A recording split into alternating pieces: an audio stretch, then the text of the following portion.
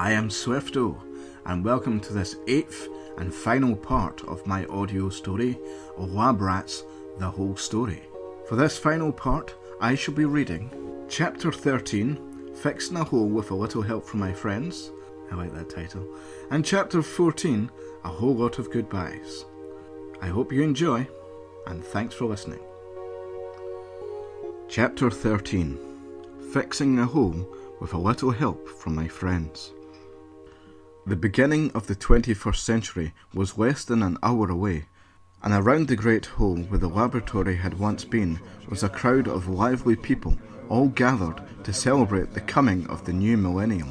John in his police uniform kept a keen eye on the hole, making sure that people didn't get too close. He kept his other eye begrudgingly on his old friend Bill, who was now joining in with the celebration by setting up a small drinks kiosk by the side of the road. Bill was having the time of his life, selling overpriced drinks to the drunken idiots partying out on the street.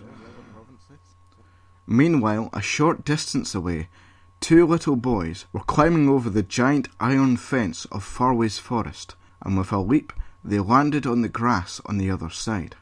Colin had placed the glowing crystal, which they had spent the last few hours searching for, into his pocket, and as Paul stood up from recovering from his leap, he dusted himself off and proceeded to walk down the road that would take them to the hole. It was a 10-minute walk from there to Garamont Road, where the laboratory would normally stand, in an elongated triangular island of three connecting roads. When they got there, they were both shocked to see so many people around the small street. Colin had never seen so many people, and Paul was now more frightened than he had been back in the forest. Paul hid and stayed motionless behind a car, hidden in shadow. Colin tried to persuade him to come out and find out what was going on, but Paul was far too scared of the large crowd and just sat there shaking. Colin sighed and left him in his hiding place. Making his way through the crowd of inebriated idiots that clogged the street like a blood clot, Colin came across John and was surprised to see him dressed up as a police officer. "Hey, there you are," John said. "Where the hell have you two been? Do you know how much trouble you two are in? Where is the other one, by the way?" "He's hiding over there. Listen, you have to help me get him through the crowd. He's too scared of all the people here and won't budge, but he's the only one who can fix the time machine, so we have to get him over here somehow." "Alright, I see." John scratched his head in frustration as he thought for a moment. Okay, I have an idea. Go over there and talk to him, and tell him that I will drive the police car over there to him, and he can climb in the boot, and then... Colin couldn't quite believe what John suggested they do next, but without any better plan, he decided that he would go along with it. Quickly he walked through the crowd, back over to where Paul was hiding, to tell him of the plan. As soon as Colin had left, John went over to the police car and found the keys still in the ignition. There was a slight grumble from the pile of sheets in the back seat, and what looked like a head rising underneath it. John prayed that this wouldn't come back to haunt him, and so using a police baton he had picked up from the car, he clunked the head-like shape under the sheet, and the lump flopped back down with a small grunt. Now he closed the car door and started the engine. It was a very short drive across the street to where Colin was now standing. He opened the boot and a small human-shaped blur darted out of a shadow into the boot. Colin slammed the boot shut and speedily got into the passenger seat. "You sure this is a good idea?" Colin asked. "Do I look like I'm sure this is a good idea?" asked a very nervous-looking John. He tooted the horn to get some of the crowd to move out the way, but only a few moved. He then put on the police siren, and more of the crowd dispersed. There was now a clear path from this end of the street to the hole where the lab was. John gulped and wiped away some sweat from his face. "This has been one hell of a crazy night. Well, here goes." He pushed down the accelerator and went full speed, directly into the hole. The crowd looked on in amazement as the police car seemed to stop in mid-air for a few seconds before vanishing. Some of the crowd were panic-stricken and ran away, while others decided to quit drinking and take up more sober, quiet hobbies. One man was so moved by the miracle of the disappearing police car that he went on to become a priest. Another, thinking that the hole was some kind of gateway to hell, became a Satanist, and subsequently went on to have a very successful career in real estate. The vast majority of the crowd, however, were too drunk to take any notice and went on partying as normal. Bill was too busy counting his money to take any notice of the commotion. Inside the hole, the police car was now on the laboratory roof. The jump had not caused too much damage to the car, and other than a few bumps and bruises, the passengers were okay. As Colin got out the car, slightly shaken from bumping his head on the car roof, he thought for a moment of letting Paul stay in the boot, as he felt it served him right. However, he needed him to fix the hole, so he had to let him out. Paul was shaking like a leaf as he climbed out the car boot, rubbing his head, wide eyes, and looking back and forth at Colin and John. Suddenly he threw up, and Colin and John looked away and squirmed at the sight of Paul's sick. About 20 minutes later, and just a few minutes left until the beginning of the new year, the three of them sat around the lab as Paul took a gulp of water from a glass they had poured for him to help with his nausea. "Feeling better now, son?" John asked. "Yes, thank you," Paul responded. "Okay, time to get to work." Colin stood up and produced the glowing crystal from his pocket. "What in the world is that?" John asked. "Possibly something not from this world, actually," answered Paul. Paul and Colin rushed into the time machine room. "Can I do anything to help?" shouted John just before the doors closed. "No thanks, I'll manage." "Oh," John sighed in disappointment. Then the doors opened again. "Actually, there is something you can do." "Okay, just tell me what it is and I'll do it," John said, smiling, clapping his hands excitedly, happy to be part of the team. "Can you make us a cup of tea, please?" The door slammed shut again. "Oh," John sighed disappointedly. He went into the kitchen and saw the box of tea bags, which still had a price sticker on it that came from his shop. "Damn those miserable rotten kids," he mumbled under his breath. Paul opened up a panel on the time machine and started rummaging about inside. "I'm going to have to make a few modifications in order to use the crystal as a power source. I'll try to be as fast as I can, but it will take a few moments." Colin stood awkwardly for a moment as Paul got to work making the modifications to the time machine. He didn't know what to do and didn't want to screw things up by interfering. "Alright, I'll just go and let you get on with it then, yeah?" he asked. There was no response from the two legs and the bottom end of Paul that stuck out of the open panel of the time machine. "Right then, I'll just be in the lab and out of your way," Colin said, feeling a little upset. He went over to the door and was about to leave when Paul stopped what he was doing, pulled himself out of the time machine and turned around to Colin. "Colin, wait a moment." "Yes?" Colin answered. "I was just thinking, well, it would be a lot faster with the two of us." "Really? You trust me enough to let me help you?" "Well, I wouldn't say I trust you, not after." Paul's eyes seemed to soften, and a little smile formed on his tired, pale face. "But I think you're smart enough to help me out here." Paul handed Colin a screwdriver and a small circuit board. "I need you to fix this for me. Here, I'll show you what to do." Meanwhile, John was up on the roof, trying to decide if he should risk trying to climb up the rope and escape the hole again. It looked a lot higher now than the last time, and now the lamp post was being stretched downwards and making the rope a little slack. He decided that it was too risky and left it alone. He then decided to move the unconscious bodies of Officers Ainley and Delgado out of the car and make sure they were still alive after the car's crash landing onto the roof. He got them out and rested them down on the flat roof where they could be more comfortable. They seemed to still be okay, and John breathed a sigh of relief that he hadn't just killed any police officers. He quickly got undressed out of the police uniform and retrieved his clothes from the back of the police car, leaving Delgado's uniform beside him on the ground. He was glad to be out of that uniform, which was far too tight on him. Just then he noticed something bright above him. It was the bright yellow police tape of the barrier he had put around the hole to stop people going near the hole. It now seemed to encircle the black hole that expanded seemingly forever upwards into the sky. He knew that it was a sure sign that the hole was now exposed again, and he feared that people might start falling from the sky at any minute now. Paul and Colin worked as hard and as fast as they possibly could. Paul used the light of the crystal to get a better look inside of the time machine as he messed about with various wires. Colin typed various codes that Paul had given him into the monitor and called out the numbers on the screen. Knowing these numbers helped Paul navigate his way around the complex innards of the time machine. "Yes!" shouted Paul. "That should be it now." "Great! Now what?" "Now, it's time to connect this crystal thing into the time machine and see if all goes as planned." Paul handed Colin the crystal and he placed it into a crudely improvised slot just underneath the seat of the time machine.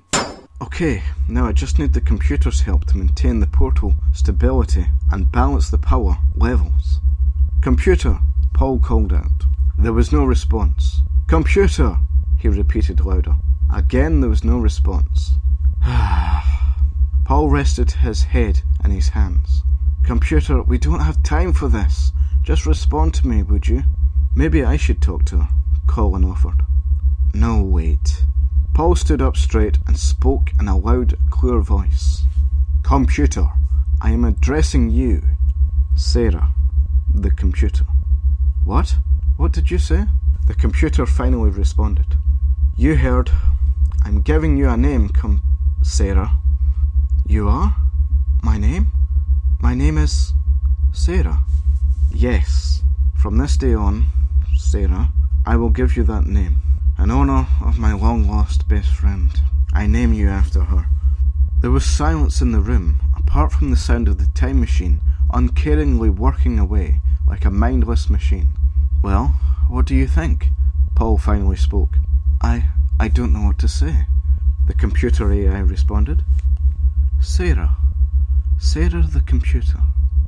Yes, I like the sound of that. Yes, that's good. Thank you, Paul. Although, now that I think of it, Ted is a nice name. Oh, for Pete's sake, computer. We have other things to do right now. Oh, sorry, Paul. Do you want me to help maintain the portal stability and balance the power levels? If you wouldn't mind, please, Sarah. Yes, please. Well, why didn't you just ask? Paul gave an angry look at Colin. All it wants is a name, you said. It's intelligent, you argued. Bah, bloody annoying computer. Paul and Colin stood around the time machine, watching the monitor intently. Colin stood holding an entanglement of wires and switches. The crystal sat in position just under the seat. Everything was now set up and ready to go. Okay, is everyone ready? Paul asked. Ready, said both Colin and Sarah. Then let's do this. Colin flipped one of the switches in his hands, and Paul started typing on the keyboard. A quiet hum started to emanate from the time machine. Easy now, bring it up slowly. Don't worry, I've got it under control, replied Sarah, and flipped the switch. Colin did as he was told and flipped another switch that he was holding. The room began to vibrate slightly as the hum grew louder. Ready now? Paul asked Sarah. Ready for third stage, Paul. Good. Okay, Colin. Flip the third switch. Right. Colin flipped the third switch, and the ground beneath them began to tremble as the hum grew significantly louder. Okay, Sarah, let it all go. The hum grew deafeningly loud as the time machine absorbed the power of the crystal. Paul and Colin leaned against the wall to stop themselves falling over from the trembling, and then suddenly, it stopped. The humming, the trembling, everything just stopped in a huge anticlimactic finish.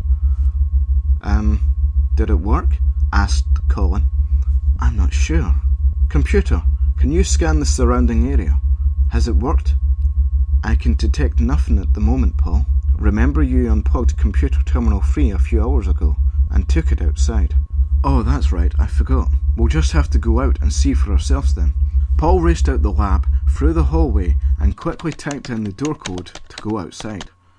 He burst out of the lab door and was greeted by a whole crowd of people. They started to cheer, as he came out the door, and suddenly a whole dancing sky of multicoloured lights banged and popped light into the darkness of the black veil above. "Happy New Year!" The crowd cheered. The sound of fireworks and people singing filled the air, and Paul couldn't help but feel elated with the overpowering feeling of joy for this festive time.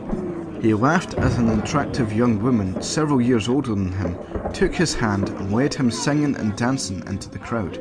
Colin quickly followed on after him out the door and laughed when he saw the pale little Paul and the crowd, so full of life and colour, the like he had never seen on him before. "Ahoy down there!" Colin looked up and saw John on the roof waving down at him. "That was one hell of a light show you boys put on," John shouted. "You could see the ring of light fly right up into the sky and disappear into space. Sure was an amazing sight." "I wish I'd been outside and seen it," Colin said, "but at least I've seen one amazing sight tonight." Colin pointed to the crowd. John had to squint his eyes to see, and even then he didn't quite believe what he was seeing. He could have sworn that he saw Paul dancing with a pretty young lady and looking happy. It seemed that with the help of one cheerful young woman, Paul had almost totally overcome his fear of people, although a lot of it had to do with the feeling of joy and relief he felt for overcoming his fears of the haunted faraway forest and saving the world from his own blunder with the portal. But most of it was due to listening to the arguments of his new best friend Colin. It really helped him to finally step outside into the light and see how much warmth and life was brought to that cold January morning simply by being in the company of his fellow human beings, which he had despised for so long.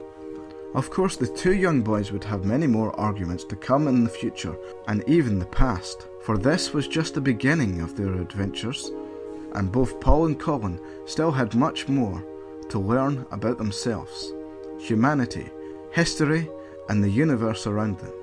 The dawning of the new millennium also marked the dawning of a new chapter in their lives, and on that cold morning of January the 1st, 2000, among the celebrating crowds, the two bitter enemies became close friends. Chapter 14. A whole lot of goodbyes. A little later, Paul and Colin were sitting on the roof, watching the fireworks and relaxing with a nice glass of cold Dr. Pepper, provided, begrudgingly, free of charge from Bill's Cafe. "So that's it then?" Colin asked. "Kinda seems a bit anticlimactic, after all the trouble we went through." "Well, what did you expect? A big explosion or something?" "I don't know. It just seems a bit meh, you know." "Colin, I mean, say if someone was to write our story down and this was the climax of the story, I'd be hugely disappointed as a reader." "Colin, I mean, where's the action? The excitement? The suspense? All we did was flip a few switches and that was it. End of story." Colin, it's clear to me that before you lost your memory, you watched far too many silly action films. I mean, first it was all that silly nonsense of you wanting to scream all the way down to our deaths back in the empty void, which, by the way, would not only have been extremely annoying, but you would also have had a very sore throat after a while, due to the fact that it went round in a loop. And now you're complaining because our efforts to save the world were too anticlimactic for you. We just saved the world. Surely that's sufficient enough of a climax. Yeah, and we saved the world from a mistake which you made in the first place, I'll remind you. Oh, no. It was you that stumbled into the portal stabilizer loop and broke it. Yeah, but that wouldn't have happened if you hadn't tried to keep me prisoner. I only did that for your own good. My own good? You're the stupid idiot that brought me here in the first place. Okay, never mind all that. Can we please get back to the issue at hand?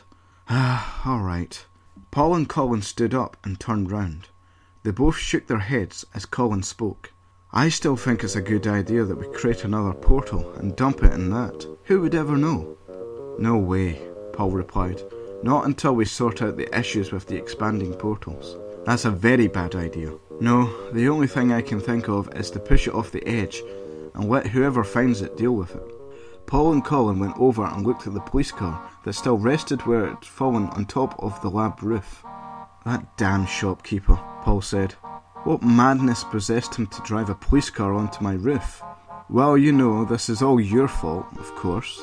"What? There you go, blaming me for everything as always. How is this my fault?" "Well, if you hadn't been so scared and just come with me through the crowd of people down there." Their arguing continued as they went down the stairway back inside the lab. Meanwhile, Officer Ainley was finally waking up. He yawned and found Delgado stretched out over him, hugging him uncomfortably. He angrily tried to push Delgado unsuccessfully off him and slapped his face to wake him up. "Hey, Officer Delgado," he squirmed as he wriggled his big blubbery body about, trying to move Delgado. "Barry, wake up," he finally shouted. "What? I don't want to get up. It's too early for school," Delgado said, still sleeping. "Hey, get up, you lazy lout. You've been sleeping on the job again." "Huh? What the hell am I doing out here?" Delgado got up and rubbed his aching head. "Oh, how much did I drink? Far too much by the looks of it. What the hell have you done with your uniform?" "Huh? Oh no, I was wondering why it was so cold. Shit, where's my badge? I can't lose another one, not so soon after the last. Hey, isn't that our car? What the hell happened to it?" "Huh? Yeah, it is. Wait, I know where we are now. We're on top of that creepy old abandoned lab. Oh shit, I remember now. The computer. It must have brought us up here somehow. Hey, it didn't kill us though. We're alive. Or are we?" "What do you mean by that?" "I've heard about this crazy sci-fi thing called cyberspace. I think it's like a virtual reality where everything looks the same, only it isn't real." "You mean, you think this isn't the real world?" Ainley asked. "It's possible. I mean, it would explain how the car got up here." Just then, Delgado got a hard whack in the back of his head from Ainley. "Ah! What did you do that for?" "I was just checking to see if you're real or not." "Of course I'm real. It's just everything else that's not real." "Oh, now you tell me." Ainley smiled smugly to himself.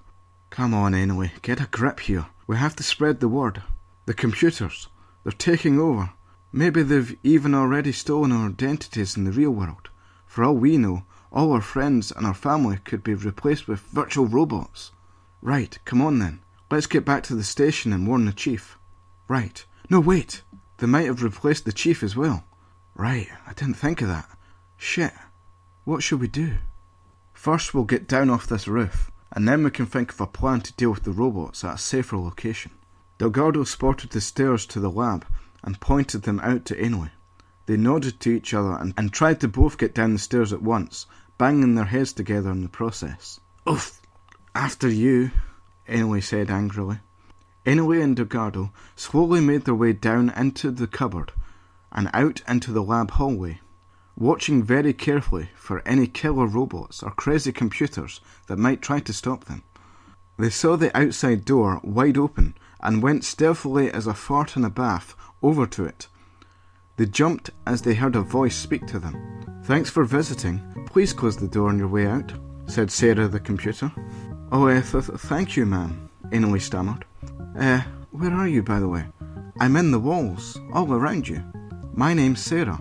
Sarah the computer AI."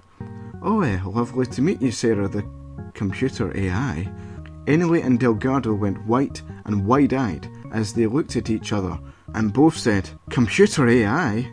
They both stumbled over each other and ran off into the night, screaming and raving about the end times and the rise of the machines. "Human beings are so strange," Sarah said to herself. Hearing the commotion, Paul and Colin came out into the hallway. Paul spotted the door was open and went to close it. "Damn it, Colin, I told you that it was dangerous to leave the door open. Why is it wide open?" "Sorry, I told Dave to close it on his way out. I guess he must have forgotten." "Who the hell's Dave?" "You remember, he was one of the guys I invited in to play games with." "You mean they've only just left?" "Bloody hell, what were they doing all this time, while we were out getting the crystal and saving the world?" Colin shrugged his shoulders and replied, "Meh, Crash Bandicoot's a very addictive game, I guess." Paul walked back into the lab, shaking his head at Colin. As he entered, for a brief moment, he thought he saw two green flashes of light, like glowing green eyes, near the time machine. This startled him, but looking again, he saw nothing. He apprehensively went over into the time machine's little room. Colin followed him, wondering what was up. "Something wrong?" he asked Paul. No. No, sorry. I'm just very tired after all the excitement." "Me too," Colin yawned. "Think I'll go and get some sleep now." "Yes, alright. Good night, Colin. I've had too much excitement and fear to sleep. I'll just be here working on the time machine instead." "Are you sure that's a good idea? What if you make a mistake, being so tired and all?" "Don't worry about me. It won't really take that long to fix. I'll just put together the spare stabilizer loop, which I had for situations like this. Once I've got that hooked up, it will simply be a matter of rewiring the power input and removing the makeshift unit we made for the crystal to go into. Incidentally, you might be interested to see what our little crystal looks like now." Paul went further into the little room and then came back into the lab with a dull, white-looking rock in his hand. "Huh? Is that really the crystal we picked up?" Colin asked. "Why is it not glowing anymore?" "Who knows? I've already had a look at it under the microscope earlier. As strange as this sounds, it appears to have completely altered on a molecular level. As you can plainly see, it's no longer the translucent glowing crystal that we obtained in the forest. Although it is still the same shape and size, it appears to be nothing more than an ordinary lump of quartz, and any energy that was stored inside seems to have completely vanished." "Whoa, that is strange. Did we use up all its power when we closed the portal?" "Hard to tell what's happened. I wish I'd taken a look at it before we used it, but we were in such a rush, I never got the chance. Who knows what mysterious forces were at work tonight? There are still so many unanswered questions. Where did this crystal or rock come from? How has it somehow changed? Why did it have all that energy? And where did it all go? We can't have used it all up completely. Sure, it took a massive amount of energy to expand the portal to the point of breaking, but even that was tiny compared to the amount of energy this thing seemed to have had on my scanner. No, I'm not entirely satisfied with how things have turned out tonight. I'm sure when we meet our big-headed friend again, he may have some more light to shine on this strange situation." Despite the puzzles that now occupied his mind, this was still a happy time for Paul, with his new friends John, Sarah, and most of all, Colin. He was happier than he had ever been.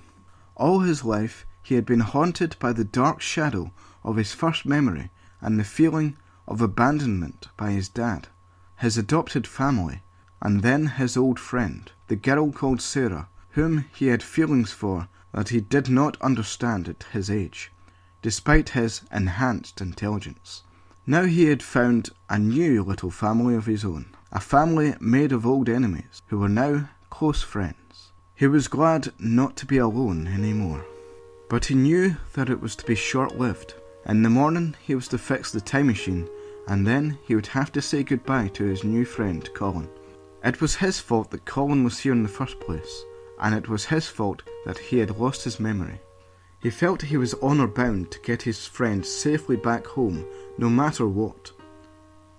He had finished his work about 5 in the morning, and although he was exhausted, he was far too excited about the adventure yet to come to even think about trying to sleep. Paul sat on the roof of the laboratory, gazing up at the starry night sky, lost in thought as he watched the sky become dark blue on the horizon. He didn't notice Colin come up the stairs onto the roof behind him. Colin shivered with the icy cold and wondered how Paul could stand being in such cold as this.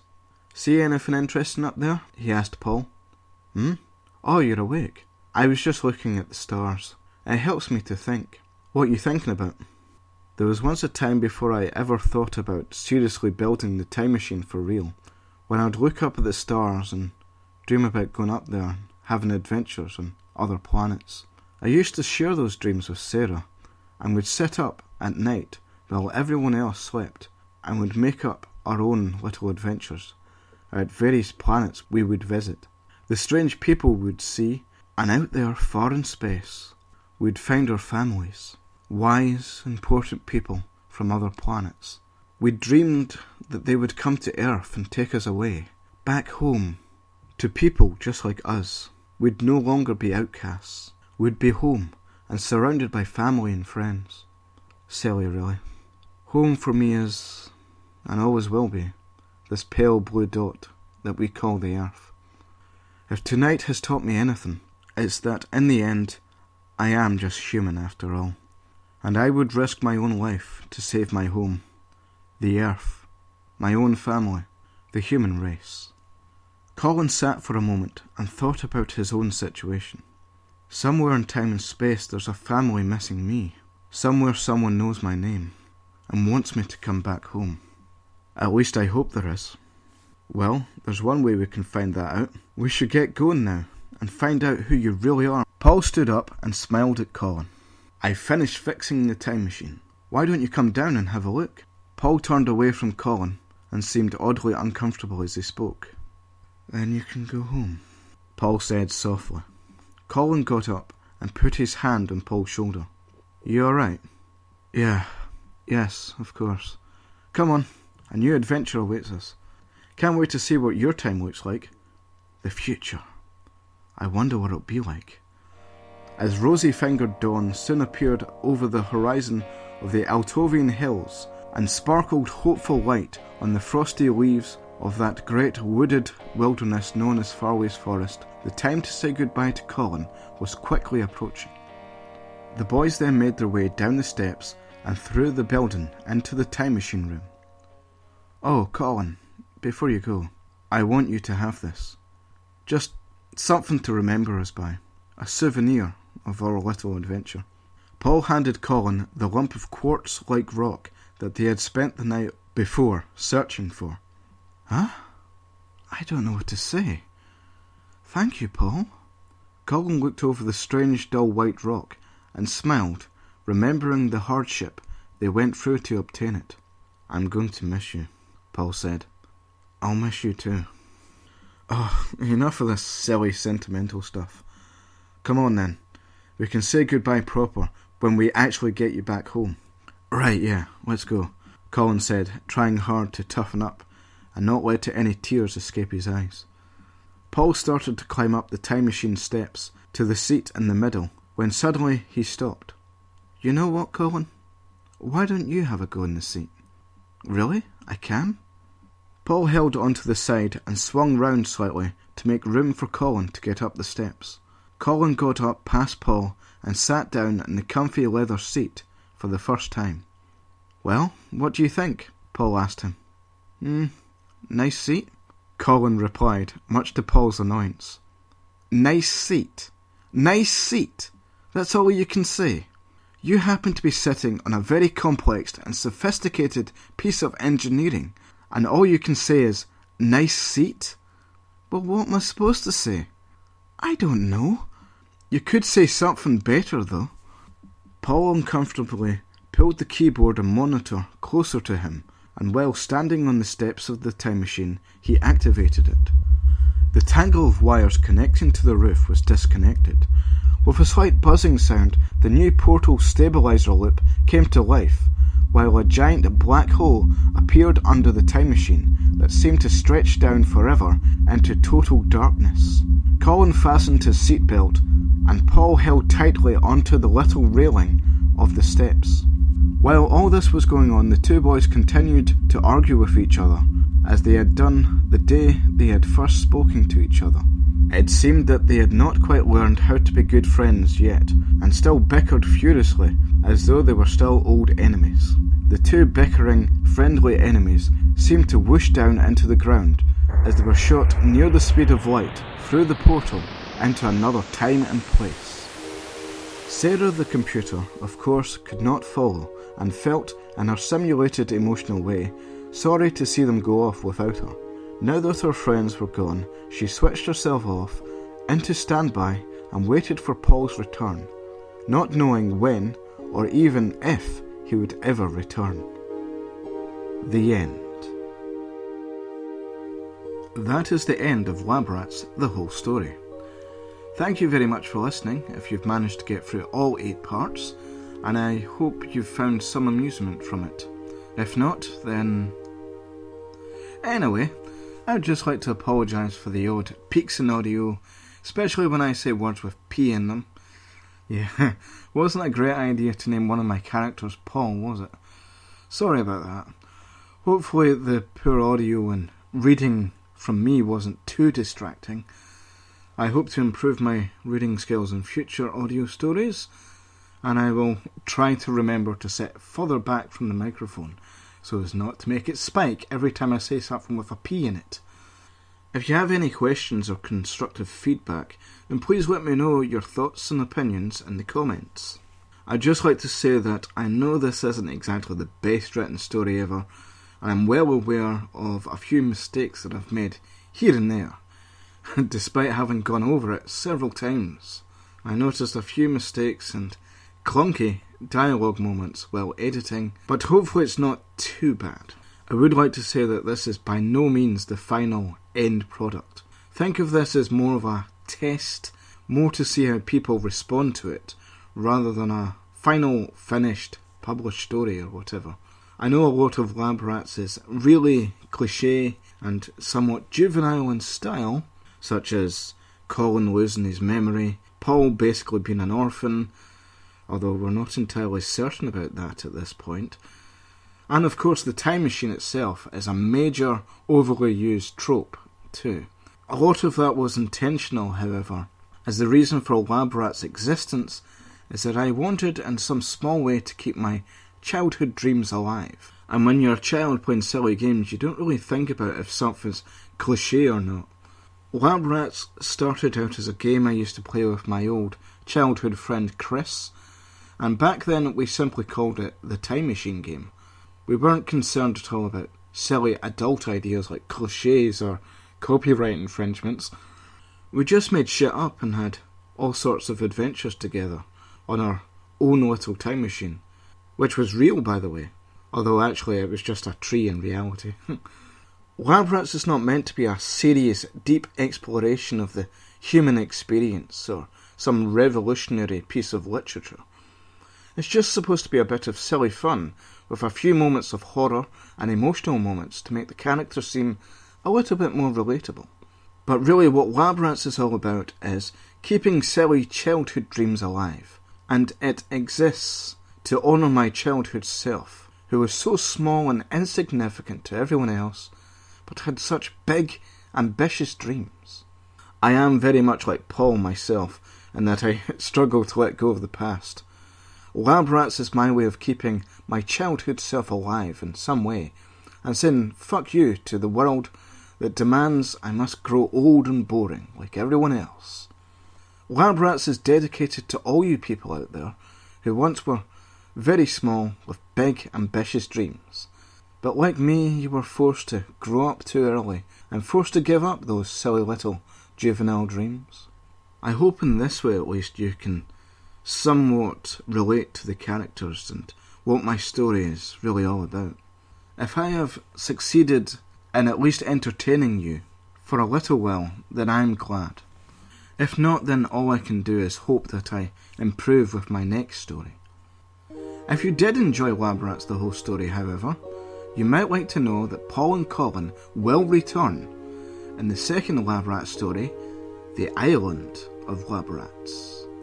In this second Lab Rat story, Paul and Colin travel through time to get Colin back home and retrieve his memories. They arrive on a strangely dead tropical island in some unknown time.